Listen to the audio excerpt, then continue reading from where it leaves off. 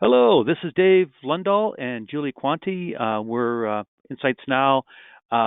Thank all of you that are listening and watching here this April version of webinars now. And really exciting topic on clean label and the new trust economy that we're happy to be able to present.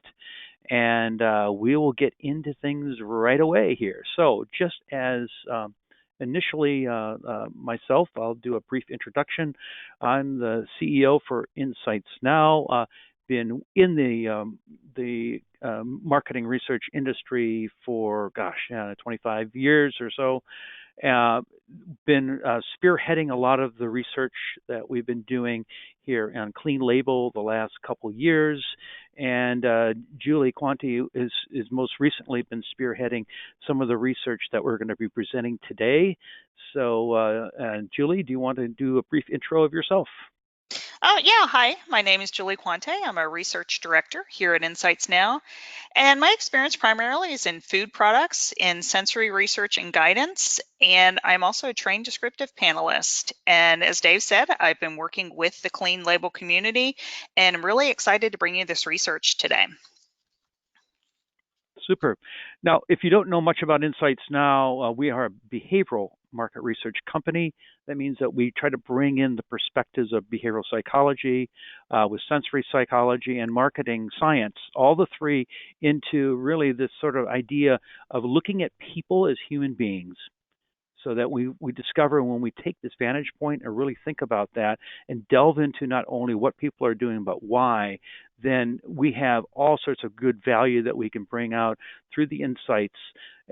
So it's if you're a product company, it can really help you improve speed to market, in market success through the insights that we're able to deliver. If you're an ingredient supplier, it will help you really have a vantage point of how to really help improve your clients in terms of their successes and the ingredients that and so on that you bring out. And if you're a marketer, it's tremendous in terms of the value that you can bring. And so at Insights Now, we work in these three areas: marketing research, looking at marketing and messaging, brand positioning, planning, but also innovation and product development. And the topic today is really going to cut across all three of these areas. So I'm really excited to talk about it. But before we get into the subject matter, if you have never used a GoToWebinar as today, then on your right side of your screen, you should see, this sort of a options for chatting or for options to be able to ask questions. So we would like you to be able to please feel free if you have questions, click through that, post them here, and we will follow up at the end of this webinar today with some Q&A. We'll read through your questions, and then from that, do the best we can, Julie and I, to answer them. And then we can also follow up individually if you wish. So, anyways, that's good. And if there's any other issues, let us know, and we'll try to help you out if you're not familiar with how this webinar is now works. The topics we're going to talk today are I'm going to talk about the new trust economy and how, in particular, it's impacting the food industry, but also, and not only the food, but the natural products industries in general. So it cuts across just food, non-food as well. And then and Julie is going to talk about this exciting research that we just completed that we're presenting to you. And then I will follow up on 6 recommended clean label tactics so that you can flourish in your respective roles in the new trust economy. All right? So that's sort of the topic today. Anything you want to add, Julie? Nope. I think we're good. All Let's right. get started. Yeah, fantastic. Okay. So, if you look at what often people call the free from movement, and this is things that where people want to be free from various different ingredients in their foods or non-food products, we see that there's significant growth going on and this is a projection that came out in 2017. Said that from 2016 to 2021 there'd be a considerable amount of growth, up to 41 billion. However, this past year, just a few weeks ago, I attended with 90,000 other people the Natural Products Expo West in Anaheim, California, and it was just an amazing sort of meeting with people. And what we're seeing from this is that if you look at this area of natural products, it's a $425 billion industry last year. And you see tremendous growth going on in the products. This is cutting across everything that is happening in the industry. So the question is, looking at this consumer behavior in buying these types of products, why? What is going on? And so that's what this webinar today is about. Now, a couple years ago, we started our research, and one of the first things we did is we looked into food misinformation, thinking about, okay, what is going on? Why are people starting to react more to a lot of ingredients that are in products? And so what's going on? And so what we did is we looked at social media research, and we did some work on Parmesan Gate. That is, we looked at and followed the social discourse that was going on through social media of a small Bloomberg News newscast on February 16th, 2016, about a small cheese company in Wisconsin where the president was scheduled to plead guilty to falsifying, putting materials that were not Parmesan cheese and into their cheese products. Okay, he got caught, and so on and so forth. So when this came out on the 16th, what is amazing is the next day there were 50 million likes on these these news agencies and what they posted on the internet as they followed this sort of news. 50 million likes on the next day, and then within a few days, you had all of these professional bloggers getting in, like Food Babe and Natural News and so on Facebook and Twitter, and the whole social media just blew up, and suddenly the food industry was putting wood in your Parmesan cheese. So it's not only it's fake and fraud and so on and so forth. So this is how social media works today.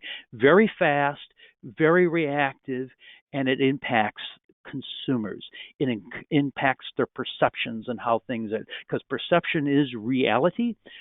In addition to that, we understand that people are confused because not only this discourse they're reading on social media, but also from what they're reading. So only 1 in 20 people that are on a gluten-free diet, this is some research that is fairly old, 2013, but at that time, only 1 in 20 had been told by a medical professional of some sorts to take gluten out of their diet, which is amazing, think about it. And then, other things like only 43%, this is some work done by IFIC a couple of years ago, can identify a food or ingredient associated with healthcare benefits like weight loss and so on. There seems to be differences in age between what people believe, such as, unsaturated fats are healthy, and 78% IFIC found encounter conflicting information about foods to eat or avoid.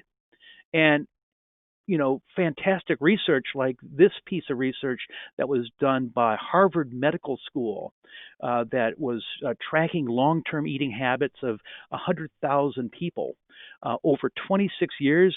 Very great research showed that 15% that people get a 15% higher chance of getting heart disease when they're on a gluten-free diet. So all of this reporting of science, all this reporting of information makes people consume. So who do they trust? this is the issue. So trust is at the heart of what we decided to focus on in this research. And in particular, if you look at what went on at the Natural Products West Expo here just a couple of weeks ago, I was amazed that there was this rise of influence marketers. There were 50 registered influence marketers at this conference. And these individuals are shaping the conversation. They have large followings of people. And so as they get into reporting various things, just like the Food Babe or Natural News or whatever, they are shaping the conversation and further, adding to the discourse as what people believe and don't believe. So this is having an impact. It is realigning our social norms. Today, there is in the last couple of years, after a 20-year decline, people are volunteering more. There's a lot more activism going along in various different walks of life, including food and beverage, as some research that just came out a few weeks ago from Kantar Consulting show. So, likes today are stronger symbols of trust than science and facts. And to prove the point to what has been going on over the last 15, 20 years is look at this.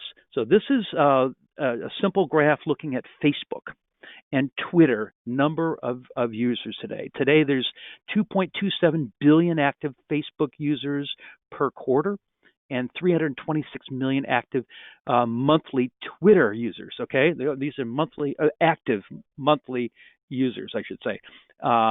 And so it's a tremendous growth. So if you look at during this time, what has happened? So one of the things that we've noticed that was really amazing is Chobani, where they went from a startup in 2008. They caught the wave of social media in 2009, I should say, by starting to blog for the first time. And by 2011, they were the number one selling yogurt in the U.S. Incredible. And if you look at Google Analytics, you can see how they kind of took the social media discourse and were the number one sort of mentioned throughout social media, and that aligned with their growth. In addition, when Food Babe was launched in 2011 as a food site, by 2015, along with other sort of bloggers that were getting in to change the discourse, widespread ingredient blacklists started to occur where retailers and various restaurants said, we will eliminate these sort of ingredients from all the products that we offer to our customers. And so, or from various lines of products like Kroger did, So it has changed and shaped our industry, and it continues. If you look at online food retails, Amazon bought Whole Foods. All of this is part of the new trust economy. All of this is impacting and shaping our industry in very profound ways. At the center of this is trust.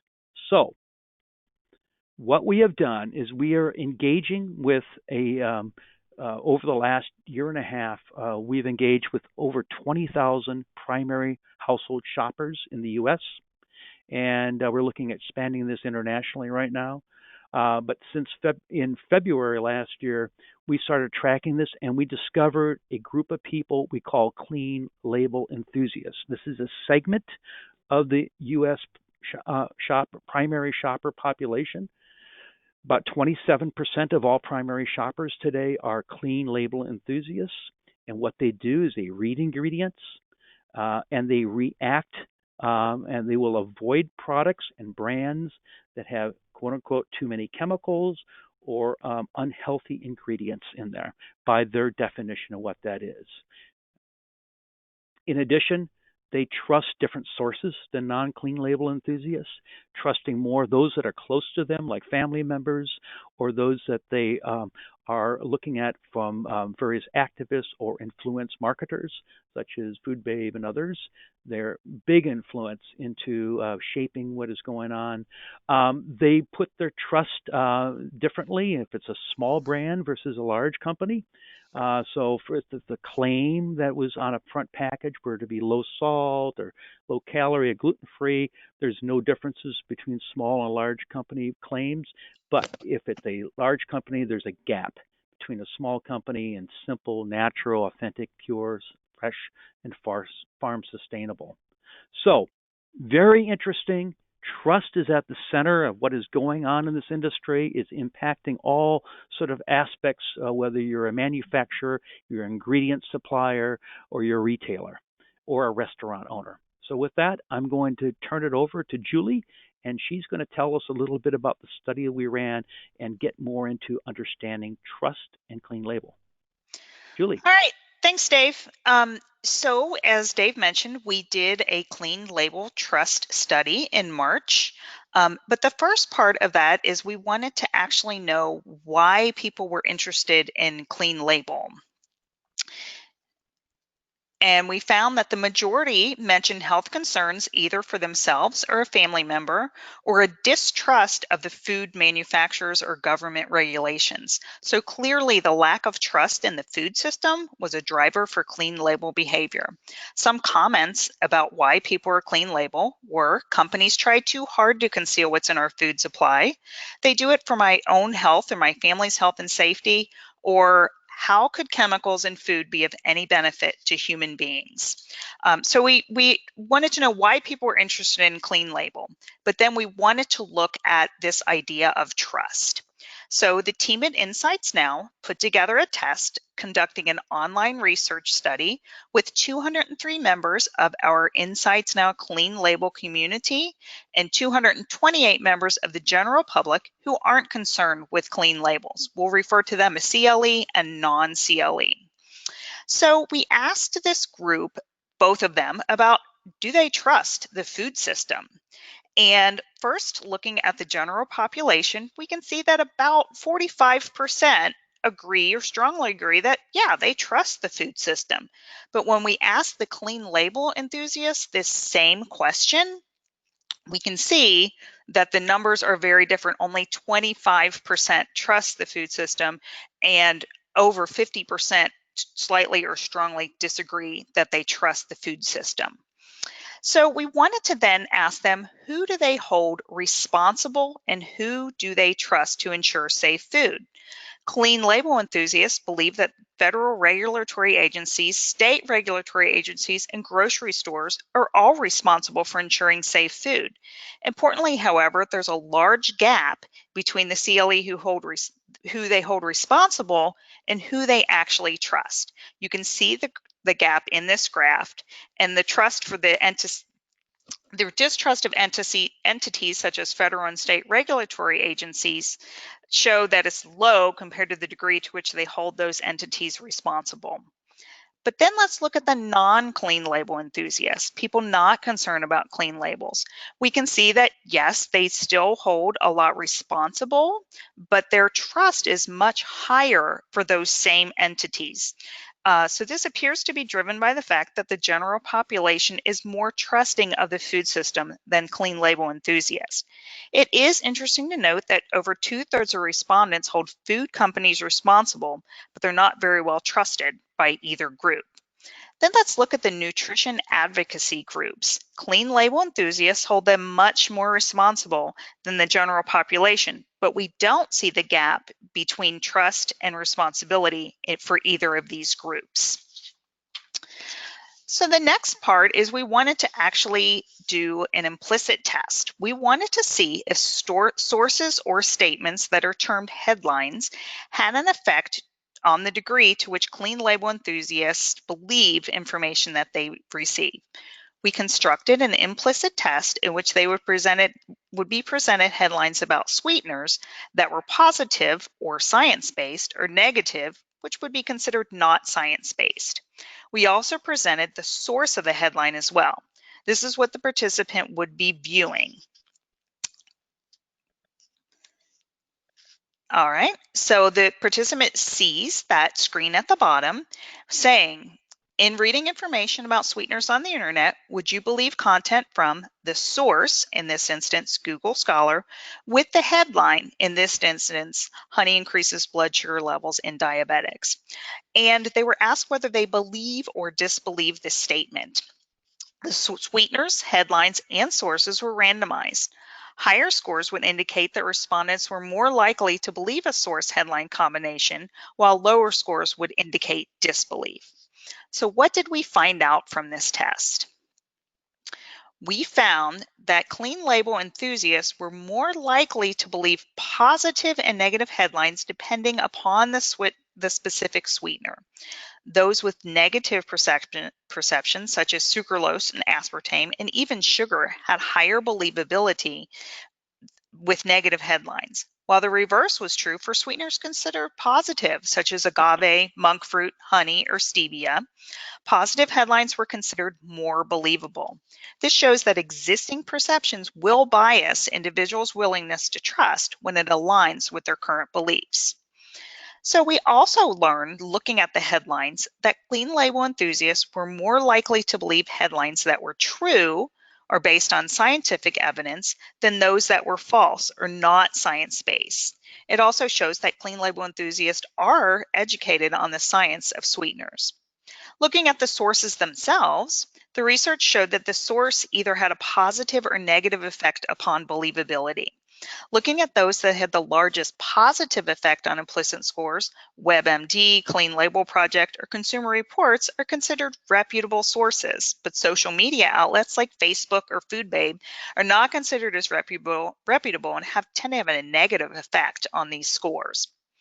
So then we wanted to look at why people believed a source or headline. Most agreed that it aligns with their core beliefs and that the content was not biased. But on the flip side, the reasons for disbelief were similar, but not being provided scientific expert evidence was the largest reason for disbelief.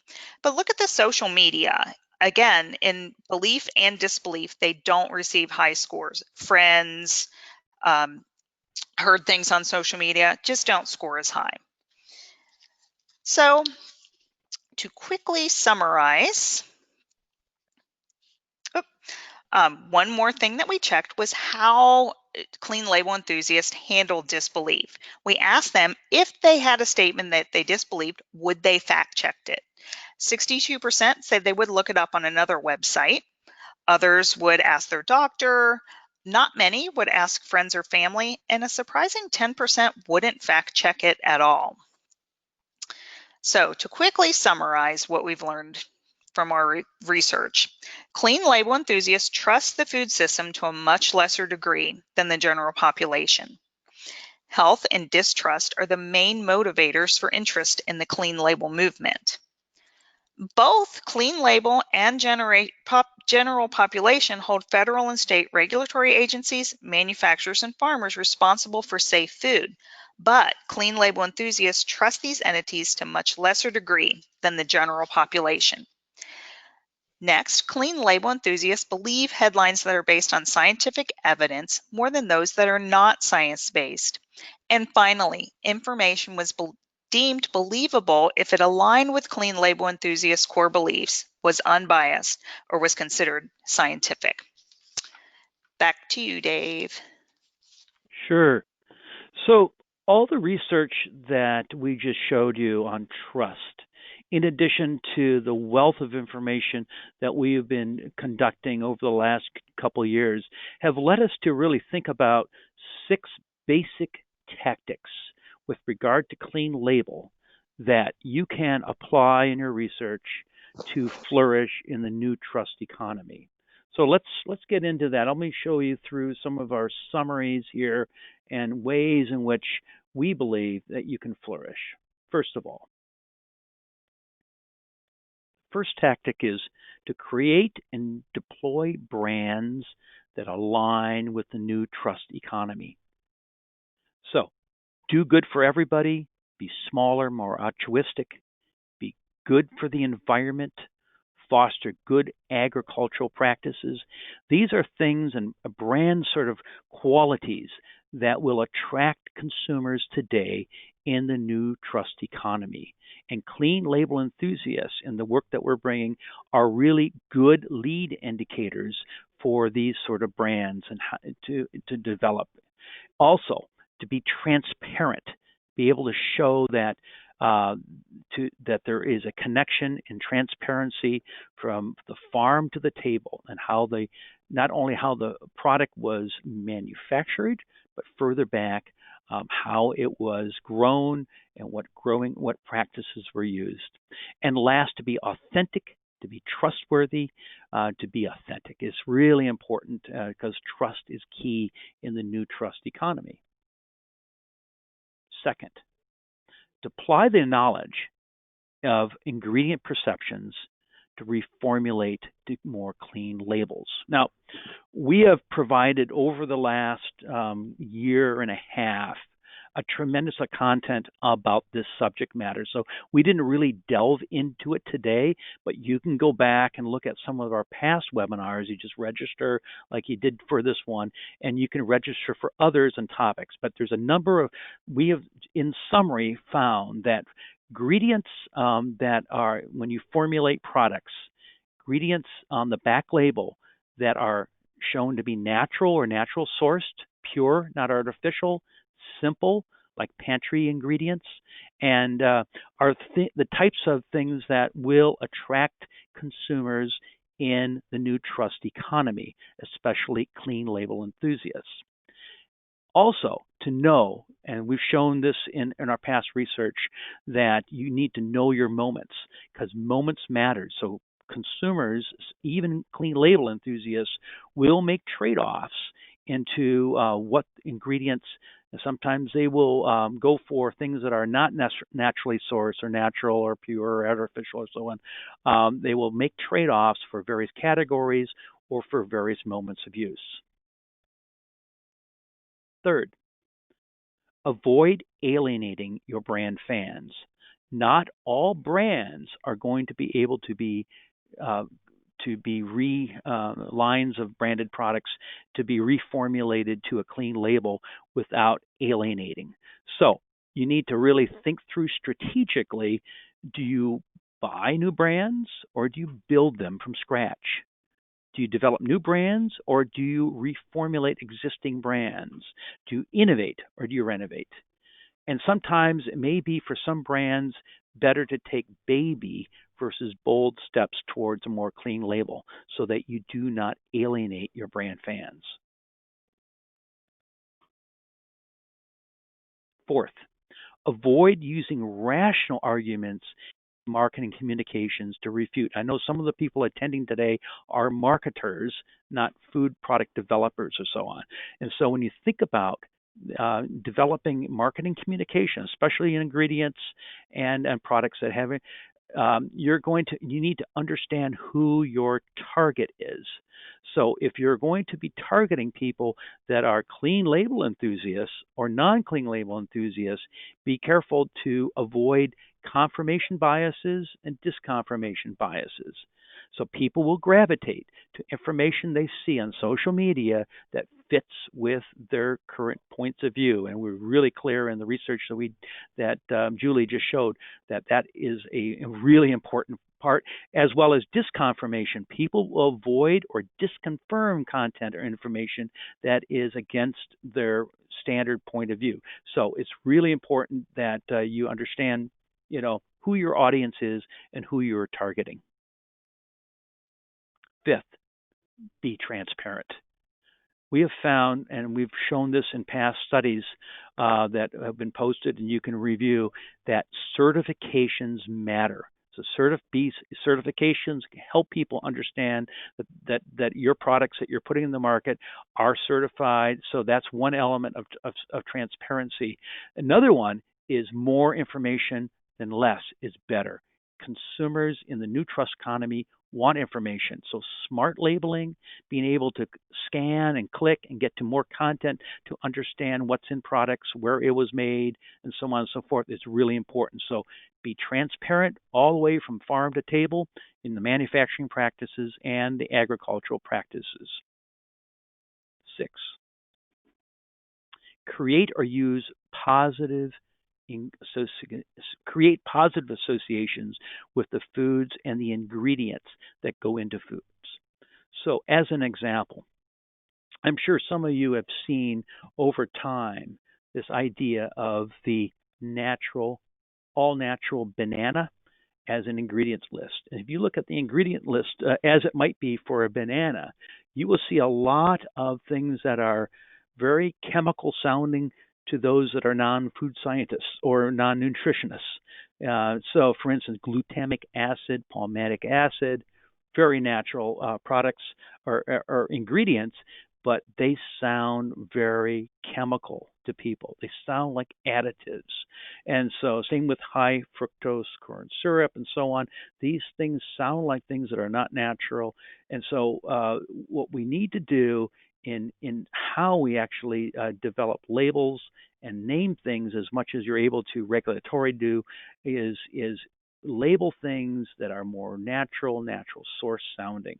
In addition, if you're a regulator, I know the FDA is looking at this, there are opportunities as well. For instance, there's calling things an additive. Why don't call it a nutritive? If instead of calling things an artificial sweetener, why not call it a non-fattening sweetener? Focus on how we name things on not the health penalty that elicits fear, but the health benefit that elicits hope. So that's our recommendations.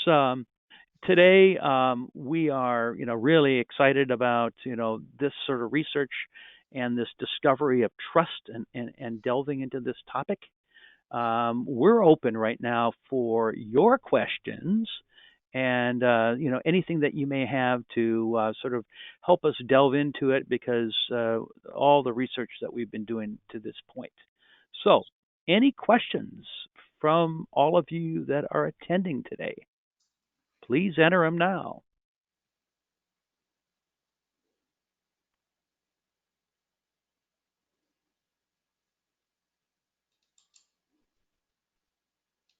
Wow, a lot of silence. Usually we have at least one or two really good questions that come out.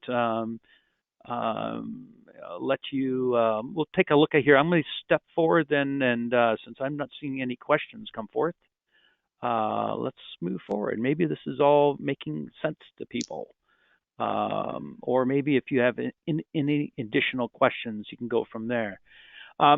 We've added. Oh, here's actually I'll go back. There is a question that people are starting to ask. So,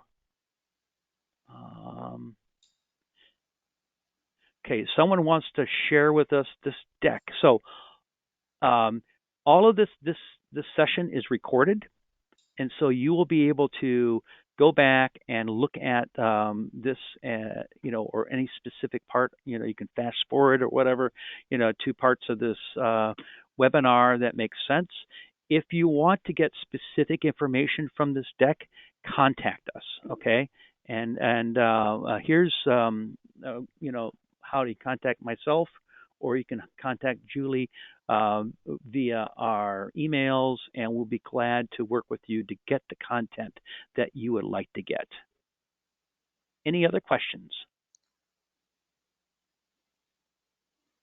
Great. All right, I'm hearing I got some thank yous and so on. All right. So let me do a final wrap up here before we connect for the day. And any other questions, just get a hold of us. So if you are not one of those that have currently have access to this wealth of information, we have 20,000 data points on the last year and a half from people. We've got a community of 1,000 clean label enthusiasts that you can engage with. Please let us know. We'd be glad to help you. To get signed up to have access to this. We've found that these clean label enthusiasts are a fantastic lens into the future of consumer behavior. And we do this through the access of all the reports that we have, where you can delve into trust and transparency. We have a lot of information on health and wellness, sort of the diets or dieting plans or how people are, what type of products they're using. It can give you immediate access to alternative proteins and sweeteners and texturants, colorants, flavors, stabilizers, fats and oils, and other sort of ingredient categories to see which ingredients are perceived to be more or less perceived as contributing to a clean label in a lot of different types of product categories. We also can provide, we have this new behavioral metrics that we developed to gauge and track consumer perceptions to ingredients, as well as to claims with regard to relevancy and believability. And we're scaling this on a global basis. So, I've got another question here. So, framing negative ingredient associations, that is, calling them non fattening sweeteners instead of artificial, seems a little bit dishonest, okay? Like marketing spin, is that true transparency? I think this is a really important question that we need to address, because the question, where do you draw the line between making things to the science and putting marketing spin, because marketing spin is absolutely what the new trust is going economy and clean label enthusiasts will be able to sniff out very quickly. So the idea here is that we need to look at how we can provide information to people that is truthful and is honest, but also things that people understand. So people understand what is a pantry ingredient. People understand things that they're able to use in normal discourse of how they work, and how they cook and things like that. So this is the sort of things that we need to look at, and if we can regulate and change our regulations, I think there's opportunities to look at things so that we can provide better information to people rather than putting marketing spin on it. A really good question. Okay, so we're seeking partners. If you have not currently working with us, our partners that are currently subscribing to this 1,000-member panel community we have currently get access to things. We're extending this database of information, both in terms of ingredients as well as claims, based on our partners and what they're seeking. So we're both in the types of product categories and the types of ingredients. So it's just part of the package deal. We're adding 30 to 60 different ingredients per quarter per each one of our partners. And so we're seeking partners. So this database is completely open platform. That means everyone that contributes to this gets to see everything, and in terms of being able to really see all this information based on people's input. And we're looking at extending it tremendously over this next year based on a number of new people that are signing up to be partners. So if you're interested in this and figuring out how you can be a partner and contribute to this industry database, please let me know or let Julie know. And then last but not least, save the date for our next webinar. So next month, we're going to be delving into a really hot topic, and that is alternative proteins. So, any other questions? Fantastic. Well, thank you for everyone who attended. Julie, any other things you want to say? No, I did have one more question that popped up though, Dave. Okay. All right. Someone is asking, what is real versus artificial in the mind of clean label enthusiasts, and is their perception true? Yeah, that's a good question. We did we've got a database of 20,000 or so primary shoppers across the U.S., clean label enthusiasts and non-clean label enthusiasts. and we asked them all to define what is clean label. And in that definition, we did a text analytics of all that data, and we found some really fascinating things. So people define clean label as something that is associated with the ingredient more so than anything else. And in addition to that, um, there was a lot of really strong emotional tags to how people um, sort of define what is a clean label with regard to ingredients. Trust was the number one emotional tag. Number two, it was fear and anxieties. And third, it was anger, often at marketers trying or brands trying to trick them or tell them false things. Sometimes it was government regulators and so on. So that's really interesting. So that question I think is important to do. It is perception is reality. So what perception is true or not? There's the science and there's the perception based on in this new trust economy what people believe based on what they're reading and who they're trust the sources from the sources that they trust. So it's a complex issue, but going back to the statement I said at the beginning of this webinar, perception is reality. And that's the reality that we need to play in and understand to flourish in the new trust economy. And maybe there's things that we can do marketing wise to help people, educate people into what is truth. But it's easier to understand the perceptions and the mechanisms behind perceptions more so than trying to change people's opinions through marketing itself. All right. I don't see any more questions coming in. Good. Well, That's fantastic. it. Yep. Everyone have a great day, and thank you for attending. And save the date for next month. All right. Thank you all. Bye.